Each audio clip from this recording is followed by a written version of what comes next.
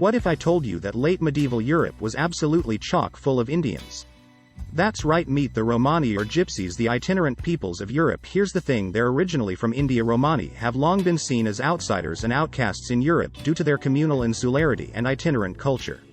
Before moving forward with this topic, please don't forget to subscribe to this channel and know about everything about our Earth. They have often been stereotyped as thieves, fortune-tellers and mystics, and sometimes even spies. Europeans struggled to figure out how these groups fit into their increasingly centralized, industrialized societies. It didn't help that Romani were outwardly very different. They had dark skin, silky black hair, unique clothes, and embraced religious traditions that were alien to Europe, and so the Europeans gave them an exotic identity, a foreign mystique, but their ignorance wasn't entirely incorrect. Romani themselves recognized that they were not originally from Europe. Famously, one tradition placed their ancestors in ancient Egypt, which gave rise to the controversial term Gypsy, but the narrative was incomplete until finally there was a breakthrough in the 18th and 19th centuries. A new linguistic analysis revealed the truth, a truth that has since been confirmed by genetic studies. The Gypsies are Indian, and they migrated from India to Europe nearly 1,000 years ago. These migrations were a response to catastrophic upheavals in the Indian subcontinent due to Muslim invasion, first Arab and then Turkey. It's in India where we'll begin our exploration. The Romani are comprised of distinct communities, each of which has its own unique history. Today our narrative will follow two main groups in Europe, the Roma and Sinti. First, let's talk about the origins of the Sinti. In the 7th and 8th centuries, the Rashidun and Umayyad caliphates rapidly expanded Muslim territory through conquest, sweeping through the Middle East, North Africa, and Seistan and Persia.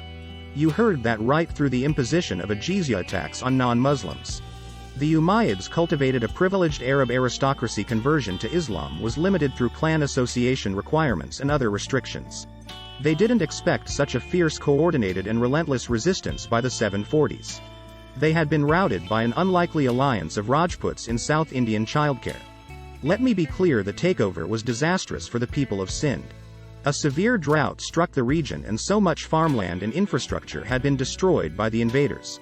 Millions starve under difficult circumstances. Migration is predictable. But what about the Roma here? What we know, in the 10th century, northwest India was repeatedly invaded by a Turkic Muslim dynasty from Central Asia, the Ghaznavi, under their ruthless leader Mahmud Ahmed Ghazni. They conquered large swaths of Punjab and Rajasthan and sacked Gujarat. Afterwards they conducted annual raids in the subcontinent. The Ghaznavi used the plundered wealth from Indian cities to pay for expensive wars elsewhere, like the Umayyads before him. Mahmud brought devastation, violence and instability, slavery, drought and famine. The Roma journeyed west in search of peace and opportunity. Surprisingly, there are a few historians who have contemplated this essential question: why the Roma and Sinti went west towards. They may also provide soft services such as performance art, fortune-telling and more.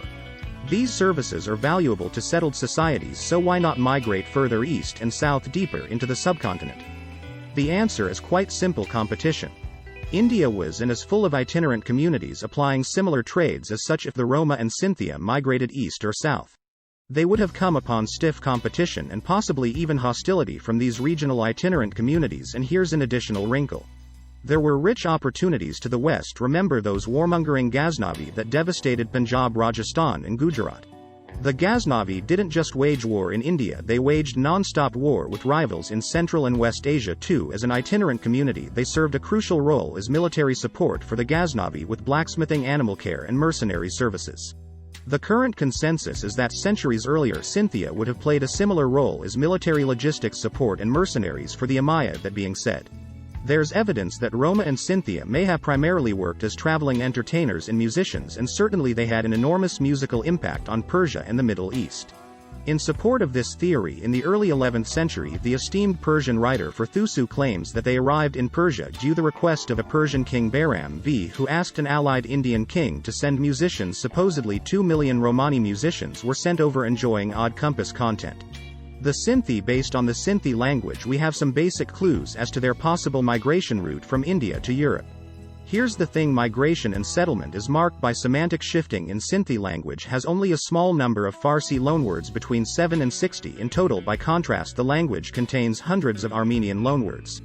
What does this mean for their migration route? Due to this linguistic profile, the Sinti community must have moved relatively quickly through Maya Persia before establishing themselves in Armenia for some time. It's not clear why the Scythia didn't stay in Umayyad territory for long. The speculation abounds that the imposition of the Gypsy tax may have put unsustainable financial pressure on the Sinti and under the Umayyads. They would have lacked the Arab clan associations necessary to convert to Islam and avoid the tax. We also know that by 750 CE in Persia the Abbasid revolution was in full swing. This instability may have convinced the Sinti to keep moving away from continued uncertainty and danger. Whatever the reason, the Scythia made their way into a sliver of Armenia that was administered by the Byzantine Empire.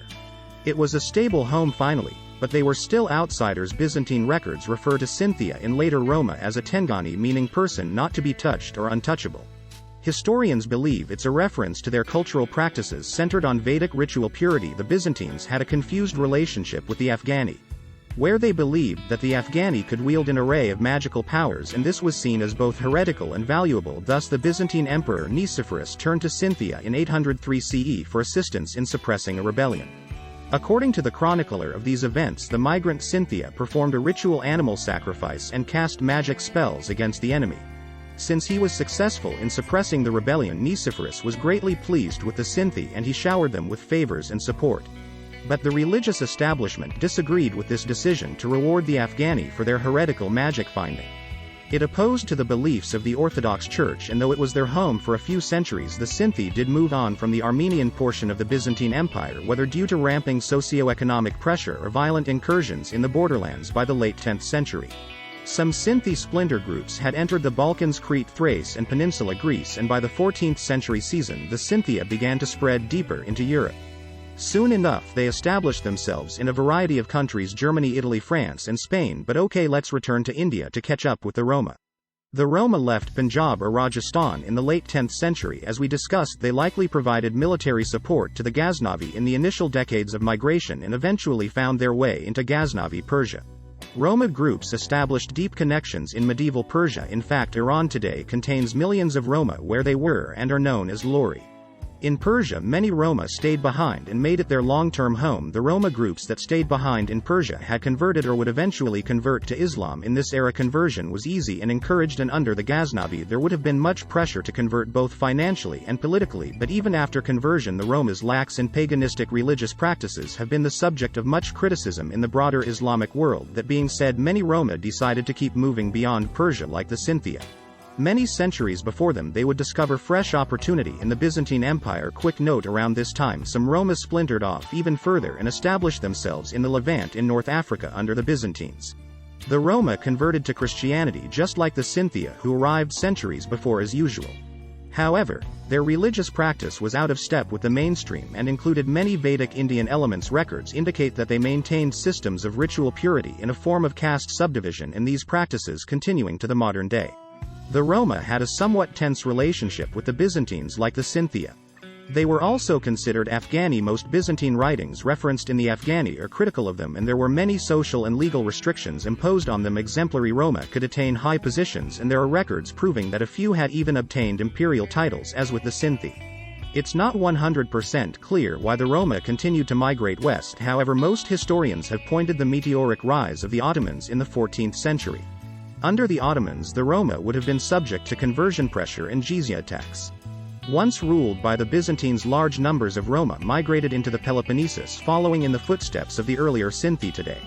There are extensive records of Roma settlement near cities like Mathoni. This migration was once beneficial to native Europeans. Consider the Venetian city of Napolion. From the record, we're told about the installation of John the Gypsy as military leader of the city in exchange for the right to live in this area.